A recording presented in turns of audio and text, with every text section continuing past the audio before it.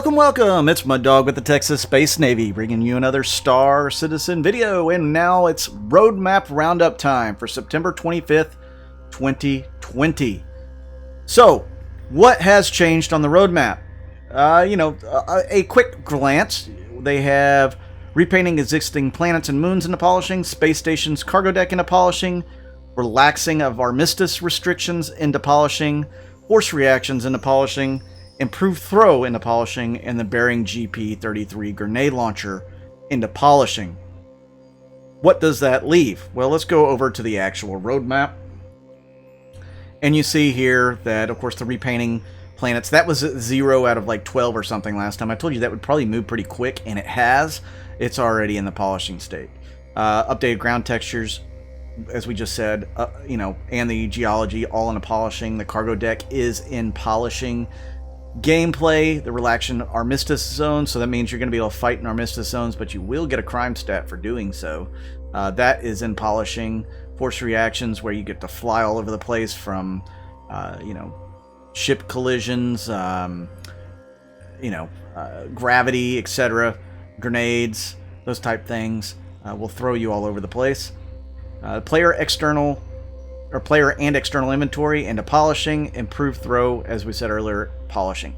The 100i series has gotten a few more tasks, it looks like, but they're 47 out of 53, so these things are almost done. All of them are very close.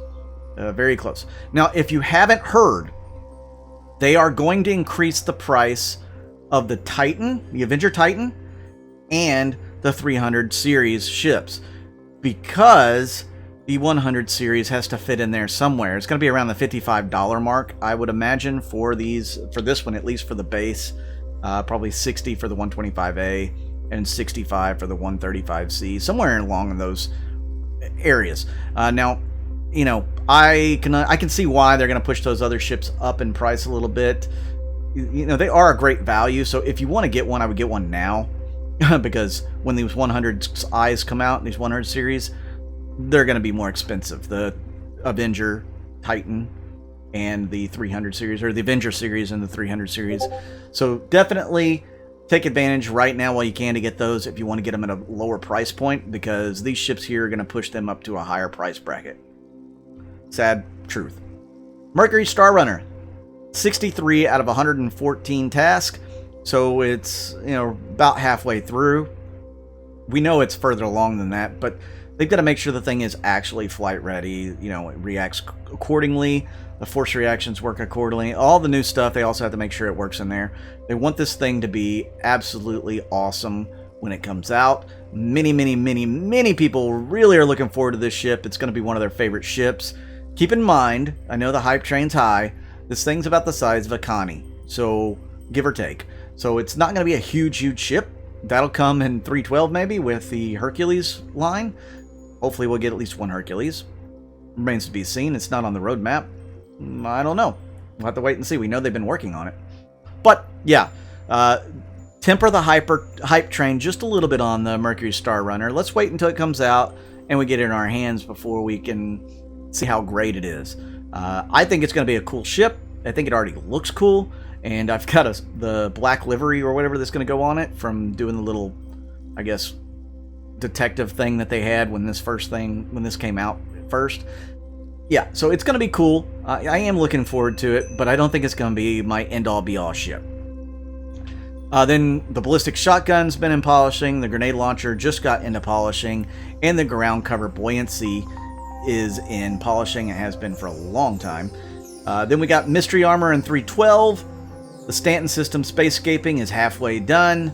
The refinery deck, it doesn't look like it's moved anywhere from last week, or not very far, but we know this thing's going to get done quick. Ship AI avoidance and awareness and avoidance. This one's obviously been slipped back to 312. I wonder how much they're going to get done on it. They need to get a lot done on it, because Squadron 42 is a good ways in. From what I hear, they're really close to finishing it, and this is something they're going to have for that, so it needs to be in for the PU. Station-based refining, as you can see, it's very near being done. Weapon zeroing is also, well, it's the same place it was last week.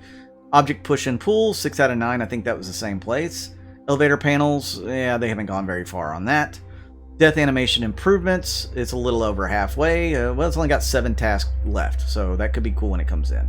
The law system version to surrender.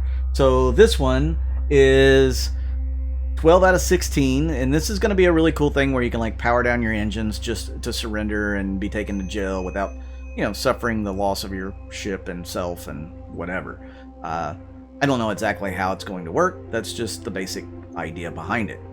Xperia Talon and Xperia Talon Shrike, 12 out of 26 tasks. It has not moved in 2 weeks, but there's going to be a little bit of work being done on it. Multi-tool tractor beam, tier 0, 5 out of 14. Any work on this is good news because this is a brand new mechanic that they're going to put in the game that's going to lead to a lot of other types of gameplay, so definitely looking forward to this one. Then the server to client actor network rework. I don't know if this is iCache, if this is server meshing, or if this is just back-end stuff, but it's super important and it's been pushed back like 3 or 4 times. So let's hope and pray it gets out in 3.12. As you know, 3.12 is going to be the Q4 patch. It's what's going to come out right before Christmas, which is usually a disaster for at least 2 weeks because the CIG crew get at least 2 weeks off between this patch and the new year. So hopefully it's a little less buggy than the previous many years, because almost every year since Arena Commander came out, that patch has been known to be really buggy and they've had to fix it as soon as they get back. So I'm hoping that's not the case this time around, and I hope we have a lot of pleasant surprises in 3.12 that you don't see here. That's a hope beyond all hope, I guess, but I don't know. We'll have to wait and see how that one turns out. Now, on to the Calling All Devs episode that just aired yesterday. There were a lot of takeaways from the Calling All Devs episode yesterday, and one of the biggest ones was the Redeemer. This thing is going to be a beast. Now, do you like it? Do you hate it? I mean, I like the idea of a gunship. I do think it looks a little goofy. I've always thought it has a little bit of a goofy look, but I do love the premise behind it. Again, this is not the prettiest looking ship by any stretch of the imagination. I kind of agree with some of the guys in Star Citizen leaks. This does not look like an Aegis ship. It doesn't look like anybody's ship. It's not really fits any manufacturer. And they really... the guy from Paul Shelley from Astropub had a really good insight on it. It's like, this was made for a competition.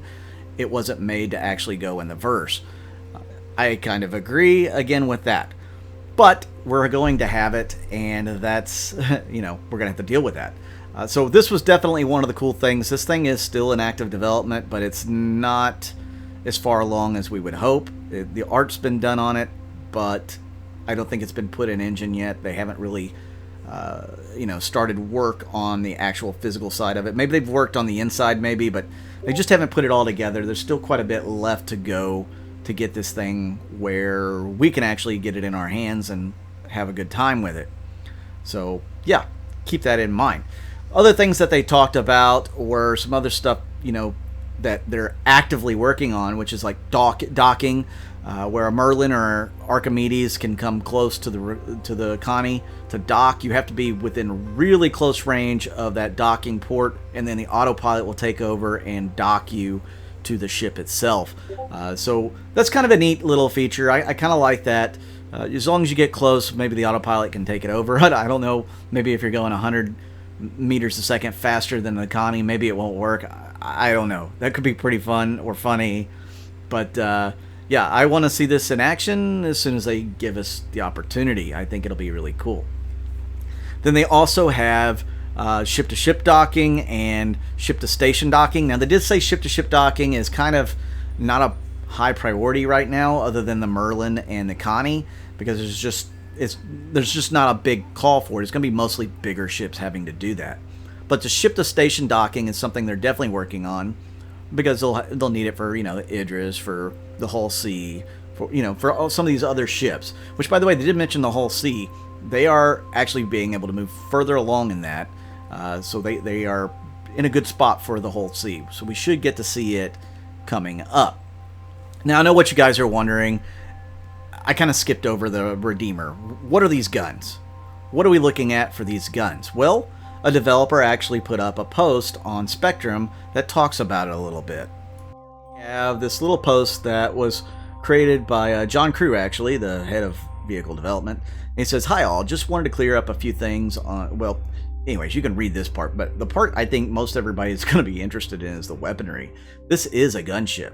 It's a 4-person multi-crew gunship, which means they want the pilot, out of the box controlling all the guns. They don't want the pilot controlling all the guns, just because that's a lot of firepower, and I think they're going to reserve that for the Lightning when we can play it. It's going to have a crap ton of firepower, but not like this. This has a top man turret with twin size 5 ballistic Gatlins. The bottom man turret, twin size 5 ballistic Gatlins. That's right, 4 size 5 guns.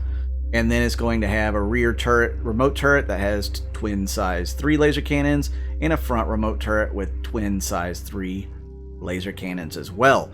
Then we have the pilot controlled wing mounts, which are going to be 2 times size 4 ballistic repeaters. So they are fixed by default. I don't think that's a bad thing. This thing is going to be devastating to anything its size or smaller. I mean, the size 5s alone are nasty, nasty, nasty. Is it just a size 5 turret? Or, no, I think these are size 5 guns. So this thing really will be nasty. I mean, you're talking about, like, these are bigger than Revenants. So, I mean, that's going to be really nasty. You're talking about guns that would actually go on a Connie in a fixed format, I guess. The size 5s? Yeah, size 5s. So, again, it's a gunship. It's going to be nasty, and I'm really looking forward to it. So, guys, if you like this video, please hit that like button. Please hit that subscribe button if you haven't subscribed, and hit that little bell icon to let you know when I do more of these. I want to say thank you to all my Patreon and YouTube members.